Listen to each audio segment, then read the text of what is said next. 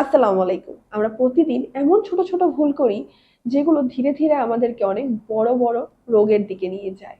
সবচেয়ে ভয়ঙ্কর বিষয় হলো বেশিরভাগ মানুষই বুঝতে পারে না কখন এই সাধারণ বিষয়টি অনেক বড় রোগে ধারণ করে। আমি পুষ্টিবিদ হিসাবে এমন অনেক রোগী দেখেছি যারা এই সামান্য লক্ষণগুলো এড়িয়ে চলে বা বুঝতেই পারে না এগুলো কোনো বড় রোগের কারণ হতে পারে, কিন্তু পরে সেটাই বড় জটিলতার কারণ হয়ে দাঁড়ায়। আজকের ভিডিওতে এমন কিছু তথ্য শেয়ার করব যা আপনার স্বাস্থ্য সম্পর্কে ধারণা বদলে দিতে পারে।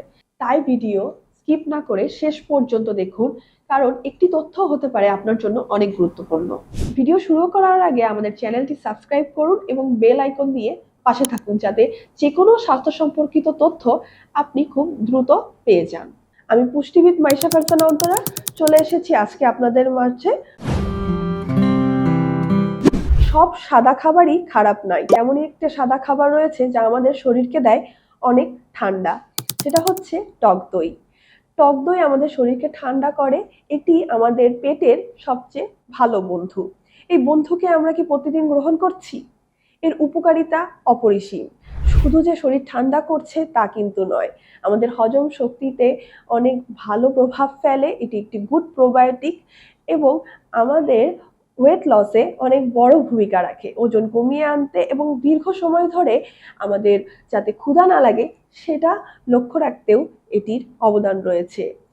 টক দইয়ে রয়েছে ভালো ভালো ব্যাকটেরিয়া যা আমাদের হজম শক্তি বাড়িয়ে আমাদেরকে আরো ভালোভাবে কোষ্ঠকাঠিন্যতা দূর করতে সাহায্য করে। তবে আমাদের বাঙালিদের স্বভাব একটা পুরো খাবার খাওয়ার পরে একটু মিষ্টান্ন খাওয়া বা মিষ্টি দই খাওয়া। যদি আমরা শরীরের জন্য উপকার পেতে চাই তাহলে কিন্তু দই থেকে চিনিটা বাদ দিতে হবে, তবেই আমরা কিন্তু উপকারটি পাবো।